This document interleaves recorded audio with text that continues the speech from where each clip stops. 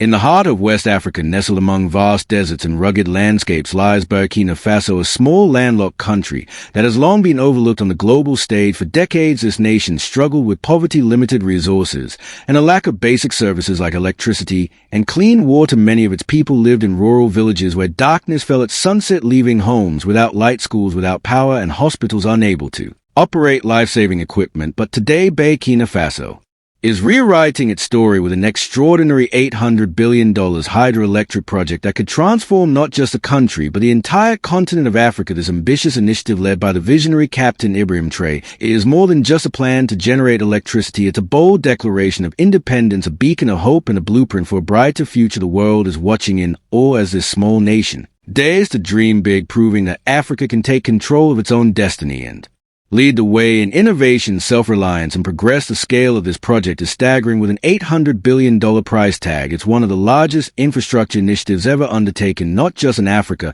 but anywhere in the world. Critics initially scoffed, calling it impossible for a country like Burkina Faso, with its modest economy and history of challenges, to pull off such a massive endeavor. But Captain Traoré, a young and determined leader, saw things differently. He believed that Burkina Faso's rivers, its hard-working people, and its untapped potential could be harnessed to create something extraordinary. His vision is to build a network of 11 dams along the Mohun River, connected to a smart electric grid that will deliver clean, reliable power to 15 West African countries. This isn't just about lighting homes, it's about powering schools, hospitals, factories, and farms, creating millions of jobs and building a future where every African has the tools to succeed as workers pour concrete, install turbines, and lay thousands of miles of cables. The dream is becoming reality, and Burkina Faso is emerging as a leader in a new era for Africa. This project is a symbol of hope and defiance. For too long, African nations have been seen as dependent on foreign aid, their resources exploited by others, while their people struggle. Traoré's plan challenges that narrative by partnering with emerging economies like Cuba, Iran, and Brazil,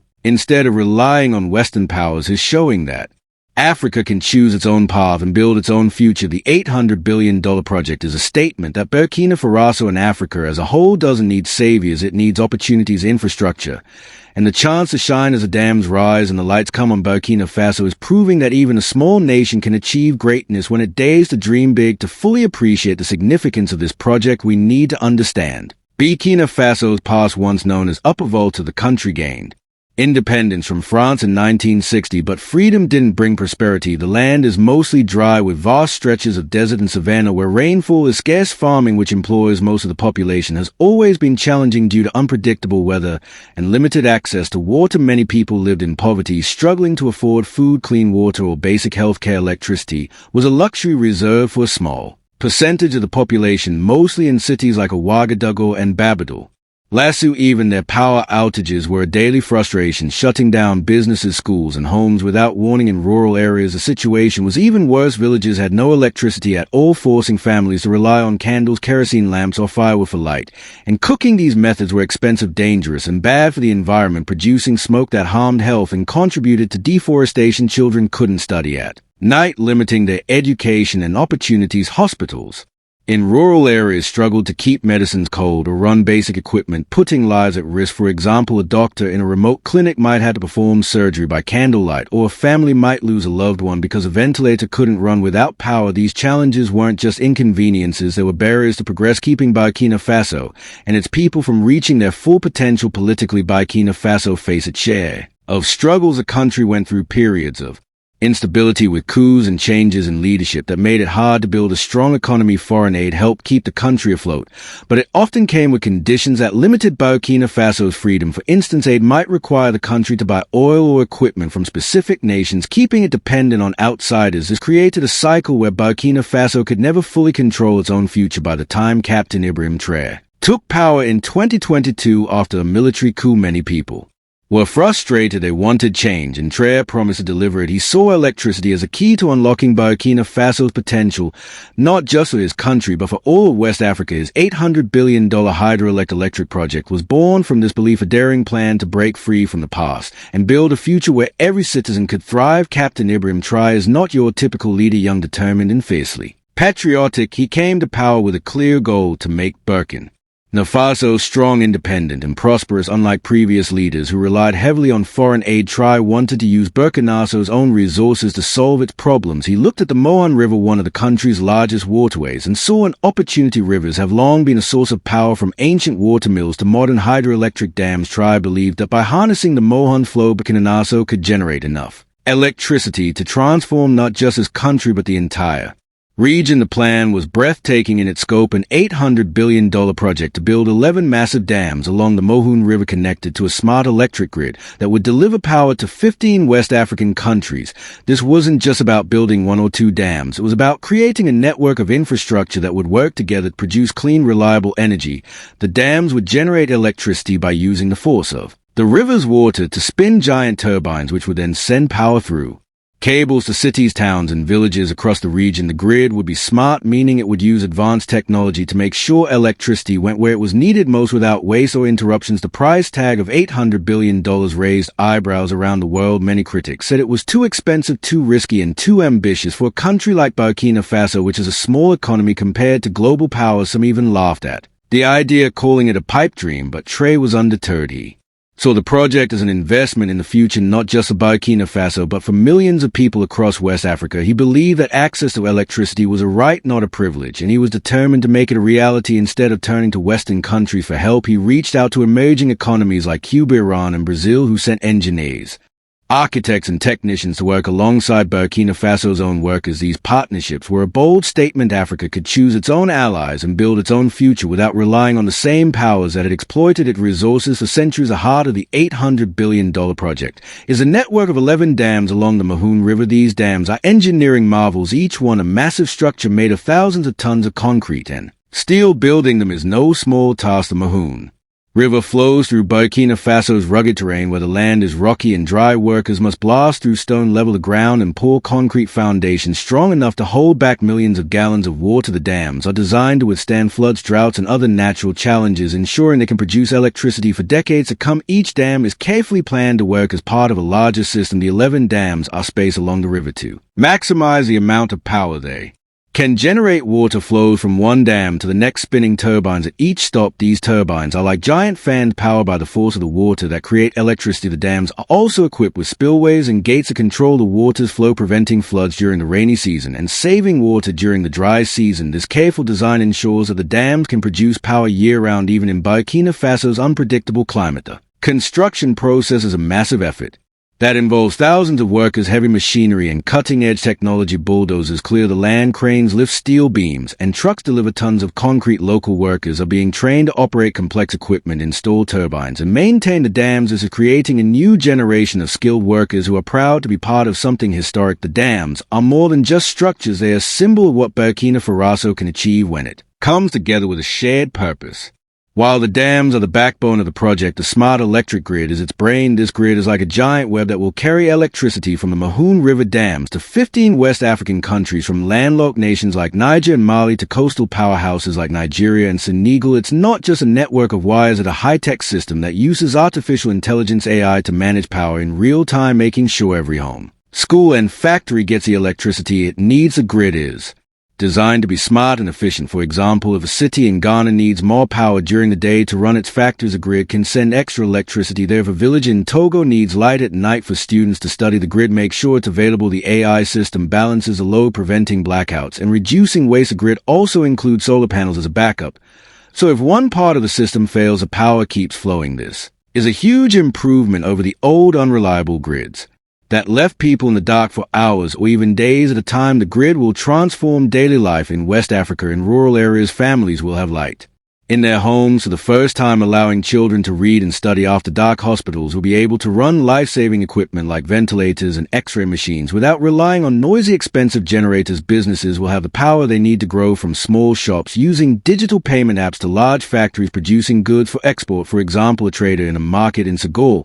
will be able to use a smartphone to sell goods online without worrying about losing power. Farmer in Mali will be able to run irrigation pumps to water crops even during the dry season. This grid is turning electricity from a luxury into a right, giving millions of people the tools to improve their lives. The grid is set to be fully operational by 2030, but parts of it are already coming online. In some villages, lights are shining for the first time and people are Celebrating businesses are planning to expand knowing they'll have reliable power across West Africa. The grid is creating a sense of possibility, showing people what's possible when energy is no longer a barrier. One of the most exciting parts of the $800 billion project is the jobs it's creating already. Over 1.5 million people in Burkina Faso are working on the project, and that number is growing. These jobs cover a wide range of skills from pouring concrete and welding steel to designing turbines and programming. The smart grid workers are learning new trades, earning steady incomes, and supporting their families. For many, this is their first chance to be part of something bigger than themselves, something that will change their country's future. Captain Traoré made a deliberate choice to prioritize local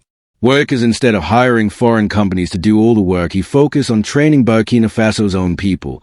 This has created a sense of pride and ownership across the country. Young men and women who once felt they had no future in Burkina Faso are now becoming engineers, technicians, and managers. For example, a young woman who once worked as a street vendor might now be operating a crane at a dam site. A young man who left for Europe to find work might return to program the AI system for the smart grid. These stories are happening all over Burkina Faso as people see new opportunities opening up. The project is also attracting international companies. More than 40 green technology firms have set up offices near the dams, bringing new ideas and innovations. These companies are working on renewable energy solutions like solar panels and wind turbines that could make Burkina Faso a global leader in clean energy. Some are even calling the area around the dams the Silicon Valley of African energy because of all the technology and innovation happening there. These companies are hiring local workers, creating even more jobs and opportunities. The project's impact goes beyond construction and technology. The dams are powering new irrigation systems that allow farmers to grow crops year-round. In the past, Burkina Faso's dry climate made farming difficult, with droughts ruining harvests and leaving families hungry. Now, with electricity to run water pumps, farmers are growing high-quality crops like mangoes, tomatoes, and rice. These crops are being sold not just in local markets but in faraway places like Dubai and Europe. This is creating new income for families and turning Burkina Faso into an agricultural powerhouse. The $800 billion project is not just building dams, it's building a new economy and a new future for millions of people. The $800 billion project is doing more than just providing electricity. It's sparking an economic revolution. Every dam built, every cable laid, and every turbine installed is an opportunity for Burkina Faso and its neighbors to grow stronger. The jobs created by the project are giving people money to spend, which helps local businesses like shops, restaurants, and markets. As more people have jobs, the economy gets stronger, and new businesses can open, from small startups to large factories. The project is also transforming other industries. The new irrigation systems powered by the dams are making farming more productive. Farmers can now grow crops even during the dry season, producing enough food to feed their families and sell the surplus. For example, a farmer in Burkina Faso Sahel region might now grow enough tomatoes to supply markets in Nigeria or Ghana. This extra income is helping families build better homes, send their children to school, and invest in their communities. The country is also exporting crops to international markets, bringing in foreign currency that can be used to build schools, hospitals, and roads. The economic benefits are spreading beyond Burkina Faso as the smart grid connects 15 West African countries. It's helping businesses across the region grow. Factories in Ghana can now run without worrying about power outages, allowing them to produce goods like clothing or electronics for export markets. In Nigeria are buzzing with traders using digital apps to sell their products thanks to reliable electricity. Schools in Mali are getting computers and internet access, giving students the tools to learn and compete in a global economy. This is creating a ripple effect where one country's success lifts up its neighbors. The project is also attracting investors from around the world. Companies see the potential of West Africa's new energy hub and want to be part of it. They are setting up offices, hiring local workers, and bringing new technology to the region. For example, a tech company might open a factory to build solar panels, creating hundreds of jobs. A logistics firm might invest in trucks to transport crops from Burkina Faso to coastal ports. This influx of investment is creating even more opportunities, not just for Burkina Faso, but for all of West Africa. The $800 billion project is turning the region into a center of innovation, growth, and prosperity. When Captain Traoré first announced the $800 billion project, many in the West didn't take it seriously. They thought a small, poor country like Burkina Faso couldn't afford or manage such a massive undertaking. Some even mocked the idea, saying it was too ambitious. But as the dams rise and the grid takes shape, the world is starting to pay attention, and some are even a little worried. Countries like China, Russia and India are eager to work with Burkina Faso. They see the country as a serious partner with a bold vision. China has offered to invest in satellite energy labs to develop new technologies. Russia is sending engineers to help build the dams. India is negotiating access to the grid to power its own growing economy. These partnerships show that Burkina Faso is no longer seen as a charity case but a leader in the global energy market. Meanwhile, Western countries who once ignored Burkina Faso are now scrambling to get involved. They realize that Africa's energy future is being shaped without them, and they don't want to miss out. Europe in particular is interested in Burkina Faso's clean energy. With the world moving away from fossil fuels, countries are looking for reliable sources of renewable power. Burkina Faso's dams could eventually supply electricity to North Africa and even Europe through proposed 20 billion extension under the Sahara Desert. This would make Burkina Faso a major player in the global energy economy, something no one expected from a small landlocked nation. This project is also a powerful statement of independence. For centuries, Africa's resources were exploited by colonial powers, leaving its people with little to show for it. Traoré's vision is about breaking that cycle. Every watt of electricity generated by the dams is a step towards self-sufficiency. Every contract signed with emerging economies is a rejection of the old system where Africa was seen as a source of raw materials for others. Burkina Faso is now negotiating from a position of strength, choosing its partners and setting its own terms. The world can't ignore this shift. It's a geopolitical earthquake that's changing how Africa is seen and respected. Captain Ibrahim Traoré's $800 billion project is more than just a plan to build dams and power lines. It's a legacy that will shape Africa for generations. Traoré didn't launch this project to impress foreign leaders or win awards. He did it to restore dignity to his people, to light up their homes, and to give them the tools to achieve their dreams. He did it to show the world that Africa is not a continent to be pied, but a continent to be admired. In 10 years, Burkina Faso will be unrecognizable. Dams and smart grid will power high-speed trains that connect cities, making travel faster